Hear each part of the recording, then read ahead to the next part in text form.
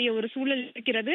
எனவே இப்படியான ஒரு சூழல்ல அவர் தன்னுடைய பாஜகவில் இருந்து அவர் விலகுவதற்கான அந்த கடிதத்தை கொடுத்திருக்கிறார். எனவே இன்றைய தினத்திலிருந்து அவர் பாஜகவிலிருந்து விலகுவதாக அந்த தகவல் என்பது நமக்கு கிடைத்திருக்கிறது.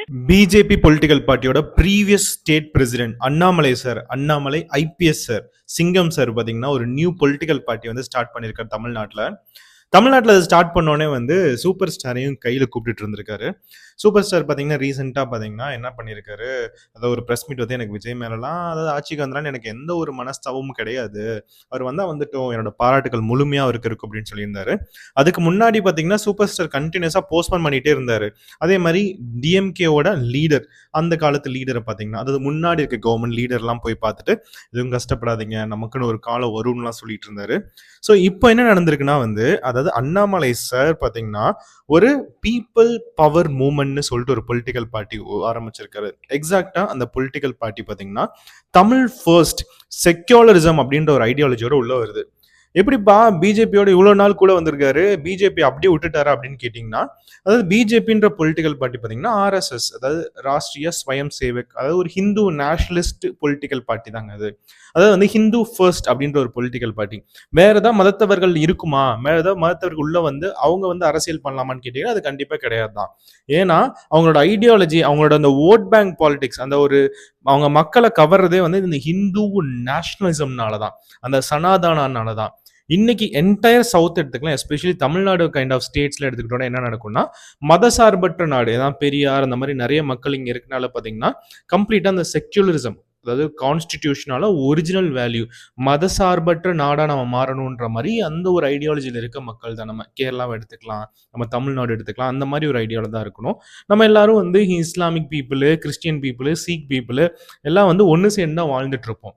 ஸோ இப்போ பார்த்தீங்கன்னா இந்த சவுத், என்டையர் சவுத் இதுவும் இல்லாமல் லிங்குவிஸ்டிக் பேசிஸா, அதாவது வந்து லாங்குவேஜ் பேசிஸா, மொழிகள் வாரியாகவும் பார்த்தீங்கன்னா நம்ம மும்மொழி கொள்கையை அக்செப்ட் பண்றது இல்லை, ஹிந்தி அக்செப்ட் பண்றது இல்லை. மோடியே தமிழ்நாட்டுக்கு வந்து கோபேக் மோடின்னு சொல்றோம். இப்போ எப்படிங்க பிஜேபின்ற பொலிட்டிக்கல் பார்ட்டி அதாவது தமிழ்நாட்டுக்குள்ள வந்து ஆட்சி அமைக்கிறது?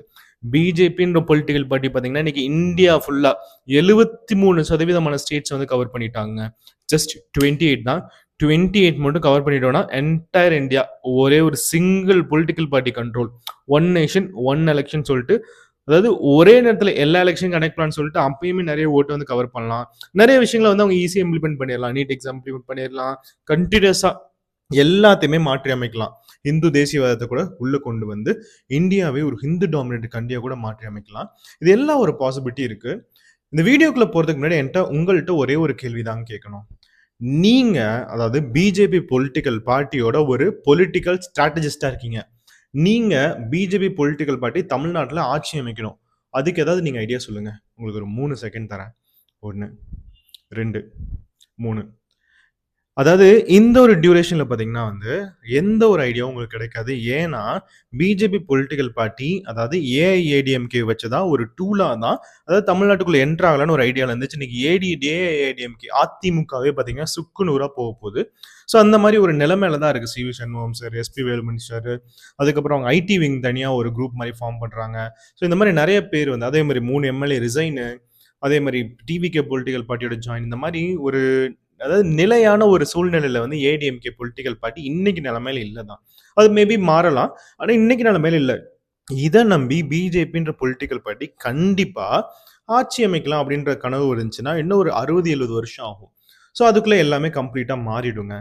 ஸோ இதனால என்ன பொலிட்டிக்கல் ஸ்ட்ராட்டஜி வச்சிருந்தாங்கன்னா டிஎம்கேவும் ஏடிஎம்கேவும் ஜாயின் பண்ணலாம். இது வந்து நான் சொன்னது இல்லைங்க, திருமாவளவன் சார் சொன்னது, டிஎம்கேவோட பிரசிடென்ட் ஸ்டாலின் சார் சொன்னது, எஸ்பி வேலுமணி சார் சொன்னது, சிவி சண்முகம் சார் சொன்னது.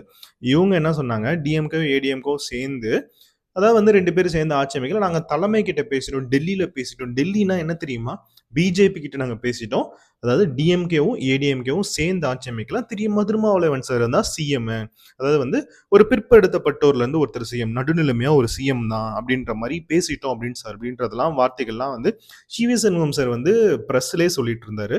ஸோ இதெல்லாமே இருந்துச்சு. அதாவது வந்து பிஜேபி ஏடிஎம்கே உள்ள வரல, ஏடிஎம்கே வந்து 47 சீட்டு தான் ஜெயிச்சோம் அப்படின்னு சொன்னோன்னே டிஎம்கேவும் ஏடிஎம்கேவும் சேர்ந்து போட்டு ஒரு கோalition கவர்மெண்ட் ஃபார்ம் பண்ணலாம், விஜய்க்கு 108 சீட் இருக்கனால அப்படின்னு நினைச்சாங்க.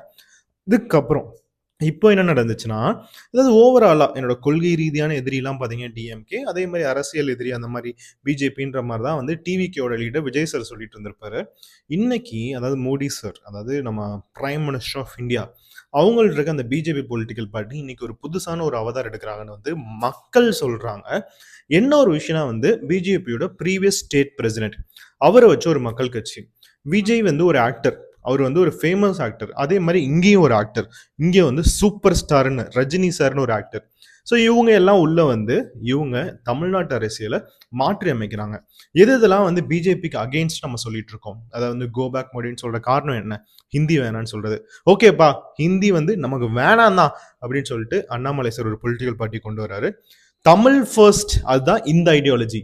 ஹிந்தி வேணாம், எனக்கு வந்து ஆன்டி ஹிந்தின்ற மூவ்மெண்ட் வந்து தமிழ்நாடு நிறைய வாட்டி நடந்துச்சு.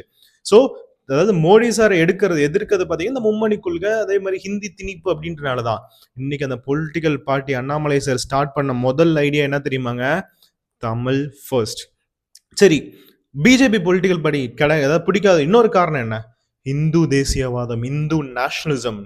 இந்து நேஷனலிசம்னா வந்து ஒரே ஒரு ரிலிஜனை சப்போர்ட் பண்றதுன்னு தான். ஆனா தமிழ்நாடு அதை ஏத்துக்கவே கிடையாது. அதே மாதிரி இப்போ அண்ணாமலை சார் அதை மாற்றி அமைக்கிற மாதிரி எப்படி கொண்டு வரனா செக்யூலரிசம்னு கொண்டு வராரு. ஸோ முடிஞ்சுச்சா? இப்போ எல்லாமே பிஜேபிக்கு அகெயின்ஸ்டா இருக்க ஒரு பொலிட்டிக்கல் பார்ட்டி அது மாறிடுச்சு அண்ணாமலை சார். சரி, இது எப்படிப்பா over the period of time ஒரு காலகட்டத்துக்கு மேலே எப்படிப்பா பிஜேபியோட ஜாயின் பண்ணுவார் அப்படின்னு கேட்டிங்கன்னா, இப்போதான் நம்ம வந்து ஹிஸ்டரியை திரும்பி பார்க்குற ஒரு நிலைமை வரும். அதாவது ஒரு ஷாக்கிங்கான இன்ஃபர்மேஷன் என்ன தெரியுமாங்க? அதாவது கம்ப்ளீட்டா அந்த பிஜேபியோட என்டையர் டென்யூர்ல பாத்தீங்கன்னா நியர்லி 1970கள் 80கள்ல எல்லாம் பாத்தீங்கன்னா வந்து பிஜேபி 1-2 சீட்லாம் வச்சது. அதுக்கப்புறம் ஒரு பெரிய பூம் நடந்துச்சு பிஜேபியில. ஸோ அதாவது அந்த டியூரேஷன்ல பாத்தீங்கன்னா பிஜேபி ஒரு பெரிய ஒரு பொலிட்டிக்கல் ஸ்ட்ராட்டஜி வச்சிருந்தாங்க. அது என்ன ஸ்ட்ராட்டஜினா, பிஜேபி பொலிட்டிக்கல் பார்ட்டில இருந்து அங்க இருக்க மெம்பர்ஸே பிரிஞ்சு வந்து ஒரு ஸ்டேட்ல ஒரு மாநிலத்தில் நீங்க ஜெயிக்க முடியலையா, அதாவது அந்த மாநிலத்தில இருந்து உங்களோட ஒரு ஆளையோ இறக்கி அவனையும் புது கட்சி ஒன்று ஆரம்பிக்க வச்சு அவனை வச்சு மக்கள் கவர் பண்ணி அவன் கவர் பண்ண அந்த மக்களை கடைசியா பிஜேபி பொலிட்டிக்கல் பார்ட்டியோட இணைக்கிறது. என்னப்பா சும்மா சொல்லிட்டு இருக்காத, இதெல்லாம் வந்து உண்மையா இருக்காது, ஏதோ கட்டுக்கதை படத்துல வருது, நீ அவன் கற்பனையில சொல்லிட்டு இருக்காது நீங்க நினைக்கலாம். அதுக்கு தான் உங்களுக்கு ஒரு ஃபேக்டோட ஒரு வீடியோ நான் உங்களுக்கு கொடுக்கணும்னு நினைச்சேன். முக்கியமான விஷயங்க. அதாவது பிஜேபி பொலிட்டிக்கல் பார்ட்டியில அதாவது கல்யாண் சிங்னு சொல்லிட்டு அங்க ஒருத்தர் வந்து உத்தரப்பிரதேசில இருந்திருக்காரு. அவரு பாத்தீங்கன்னா வந்து ஒரு புதுசா பொலிட்டிக்கல் பார்ட்டி கிரியேட் பண்ணியிருக்காரு. அதான் ராஷ்டிரியா கிராந்தி பார்ட்டின்னு சொல்லிட்டு.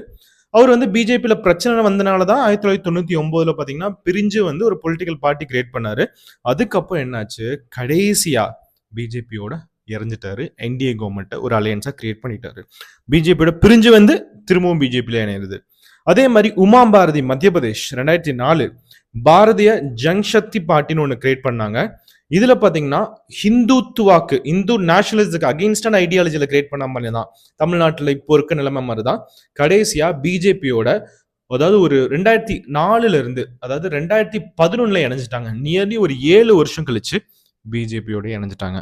அதுக்கப்புறம் பாபுல் மரண்டி அப்படின்றவரு ஜார்க்கண்ட்ல இருக்கவர். இவர் பாத்தீங்கன்னா 2006ல கட்சி ஆரம்பிச்சாரு, ஜார்க்கண்ட் விகாஸ் மோக்சான்னு சொல்லிட்டு. அதுக்கப்புறம் வந்து அதாவது கீழ்த்தட மக்கள்லாம் வந்து இந்த பார்ட்டிக்கு ரொம்ப அதிகமாக சப்போர்ட் பண்ணாங்க. அதாவது இன்னைக்கு 2 பார்ட்டி டிஎம்கே ஏடிஎம்கே தவிர நம்ம டிவிகேக்கு போறோம் இல்லையா, இப்போ இன்னொன்று வந்துச்சுன்னா டிவிக்கோட ஐடியா மாதிரியே உங்களுக்கு பிடிக்காத டிஎம்கே ஐடியாக்கு அகேன்ஸ்டா. ஸோ அந்த மாதிரி தான். அதுக்கப்புறம் அதாவது பிஜேபியோட 2021ல ஜாயின் பண்ணிட்டாங்க. யஷ்வந்த் சின்ஹா 2018ல காட்சி ஸ்டார்ட் பண்ணாங்க. அதாவது பிஜேபியே வந்து அவங்களோட தலைமையை வந்து கிரிட்டிசைஸ் பண்ணிட்டே இருந்தாங்க. அதுக்கப்புறம் அவங்களோட பையன் பாத்தீங்கன்னா பிஜேபியில ஜாயின் பண்ணிட்டாங்க. அடுத்து ஷாந்த்ருகன் சின்ஹா அப்படின்றவர் வந்து அதாவது காங்கிரஸ்ல இருந்தாங்க. அதாவது வந்து பிஜேபியோட வெளியே வந்து காங்கிரஸ்ல இருந்தாங்க. அதுக்கப்புறம் டிஎம்சின்னு ஒரு பொலிட்டிக்கல் பார்ட்டி ஜாயின் பண்ணிட்டாங்க. அதே மாதிரி ஓவராலா அதாவது அட் லாஸ்ட் பார்த்தீங்கன்னா நிறைய லீடர்ஸ் பார்த்தீங்கன்னா எந்த பொலிட்டிக்கல் பார்ட்டிலேருந்து பிஜேபிக்கு போயிட்டாங்க. இதெல்லாம் என்ன சொல்ல வருது அப்படின்னு கேட்டிங்கன்னா உங்களுக்கு என்ன ஆன்சர் தெரிஞ்சிருக்கும். இதெல்லாமே உண்மையான அதாவது டைரக்டா நம்ம நிறைய வெப்சைட்லேருந்து எடுத்த ஃபேக்ட்ஸ் தான். இது வந்து அதாவது நம்ம எந்த ஒரு கேள்விக்குறியும் இல்லாமல் எந்த ஒரு குழப்பங்களும் இல்லாமல் அதாவது இது ஈஸியாக டிட்டர்மைன் பண்ணிடலாம். ஏன்னா இன்னைக்கு கிரியேட் ஆன ஒரு பொலிட்டிக்கல் பார்ட்டி பார்த்தீங்கன்னா ஏதோ ஒரு பின்புலத்தை வச்சு தான் இருக்கு. நீங்க என்னைக்காவது நினைச்சு பார்த்துருக்கீங்களா மக்களே, டிஎம்கேவும் ஏடிஎம்கேவும் இணையும்னு சொல்லிட்டு? இன்னைக்கு உண்மையாலுமே அது ஒரு கட்டுக்கதெல்லாம் இல்லை. அதாவது வந்து இன்னைக்கு டிவிகேன்ற கட்சி உள்ள வந்தனால அதாவது நிறைய மக்கள் நிறைய விதமா பயந்துட்டு இருக்காங்க. அதாவது 2 கட்சி தான் வந்து 2 பார்ட்டி சிஸ்டம் மாரி தமிழ்நாட்டுல ஒரு 60 வருஷமா 2 கட்சி மட்டும் அவங்களே வந்து எல்லாம் சம்பாரிச்சு, அவங்களே நிறைய கரப்ஷனையும் உள்ள கொண்டு வந்திருக்காங்க. இத நம்ம அக்செப்ட் பண்ணி தான் ஆகணும். உண்மையான விஷயம் என்ன தெரியுமா? அதாவது நான் ஆரம்ப காலகட்டத்தில வந்து இந்த டிவிகேன்ற பொலிட்டிக்கல் படி நான் நம்பவே இல்ல. ஒரு ஆக்டர் தான் உள்ள வந்து என்ன பண்ண போறாரு அப்படின்றதெல்லாம். ஆனா இந்த 2 பார்ட்டி டிஎம்கே, ஏடிஎம்கே பயப்படுறத பார்த்தா உண்மையாலுமே வந்து ஏதோ ஒண்ணு பெருசா இருக்குப்பா, பெருசா ஒரு திமிங்கலம் இருக்குப்பான்ற மாரி இருந்துச்சு. எப்படிப்பா? ஏன் அப்படி வந்து 2மே பயப்படுறாங்க அப்படின்றத சொல்றேன்னா, அதாவது இந்த எக்ஸிட் போல்ஸ்லலாம் பார்த்தீங்கன்னு வச்சுக்கோங்களேன் மக்களே, அதாவது வந்து எல்லா எக்ஸிட் போல்ஸும் நியர்லி 1, 2 அதுவும் பிரைவேட்ல இருக்க எக்ஸிட் போல்ஸ்ல முக்கியமான ஒரு சில ஆளு ஆக்சிஸும், ஒரு ஐபிஎஸ் ஆஃபீசரும் சேர்ந்து, அவங்க மட்டும் தான் டிவிகே ஜெயிக்கும்னு நெனச்சாங்க. மத்த எல்லாமே டிவிகே தோக்கும்னு தான் ஜெயிச்சாங்க. நெனச்சாங்க. அதே மாரி அவங்க ஒவ்வொரு வாட்டியும் டிவிகேவோட லீடர் வந்து அவரு உள்ள பிரச்சாரம் பண்ணும்போது தடுத்தாங்க. கரூர் ஸ்டாம்பேட் ஒண்ணு கிரியேட் ஆச்சு. ஒவ்வொரு வாட்டியும் அவங்க வந்து தாழ்த்தப்பட்டு, டிஸ்கிரிமினேட் பண்ணப்பட்டுட்டே இருந்தாங்க. இந்த ஒரு அரசியல் களத்துல. பொலிட்டிக்கல் ஈக்குவாலிட்டின்னு சொல்றோம். செக்யூலரிசம்னு சொல்றோம். இது எல்லாமே ஜஸ்ட் ஒரு வேர்ட்ஸா மட்டும் தான் இருக்கா நம்ம கான்ஸ்டிடியூஷன்ல, நம்ம கண்ட்ரில அப்படின்றதுல ஒரு மிகப்பெரிய ஒரு கேள்வி எனக்கே எழுந்துச்சு. இது எல்லாத்தையும் பின்னாடி ரிசர்ச் பண்ணி பார்க்கும்போதெல்லாம் தெரிஞ்சுச்சு. அதாவது என்டையர் மாஸ் மீடியா நம்ம யூஸ் பண்றது, நம்ம பார்க்கறது, என்டையர் நியூஸ் பேப்பர் நம்ம படிக்கிறது, என்டையர் சொசைட்டி நம்ம ஃப்ரேம் பண்ணி வச்சிருக்கிறது எல்லாமே 2 பார்ட்டி டாமினன்ட்டா இருக்கிறதுதான்னு மட்டும் தெரிஞ்சுச்சு எனக்கு நல்லா கிளியரா. அதுக்கப்புறம் இதெல்லாம் மீண்டு வரணும். இந்த கரப்ஷன், ஊழல்ன்ற மாரி எல்லா இடத்துலயும் இருக்கிறதெல்லாம் ஊடுருவி இருக்கிறதெல்லாம் பார்த்தீங்கன்னா, எங்கருந்து ஸ்டார்ட் ஆகுதுன்னு பார்த்தீங்கன்னா, இந்த அரசியல் கட்சியில இருந்தாங்க. ஸோ இந்த 60 வருஷம் அரசியல் கதைய மாத்தணும் அப்டின்னா, ஒரு பெரிய ஒரு சிஸ்டமே மாறுது. அவங்க எந்த எல்லைக்குமே போவாங்க. அந்த ஒரு நிலைமையில தான் இன்னைக்கு இருக்கு. இன்னைக்கு பாண்டே சார் முதற்கொண்டும் இன்னைக்கு ப்ரமோட் பண்றாங்க. அதே மாரி நெறைய நம்மளே பார்த்துட்டு இருக்க நெறைய வந்து யூடியூபர்ஸ் எல்லாமே வந்து அந்த அரசியல் கட்சிய ப்ரமோட் பண்றாங்க. என்ன நடக்குதுன்னு பொறுத்திருந்து பார்ப்போம். உங்களோட கருத்துக்கள் என்னன்னு கமெண்ட் தெரிவிங்க. வேற ஒரு வீடியோல உங்கள சந்திக்கிறேன். மிக்க நன்றி.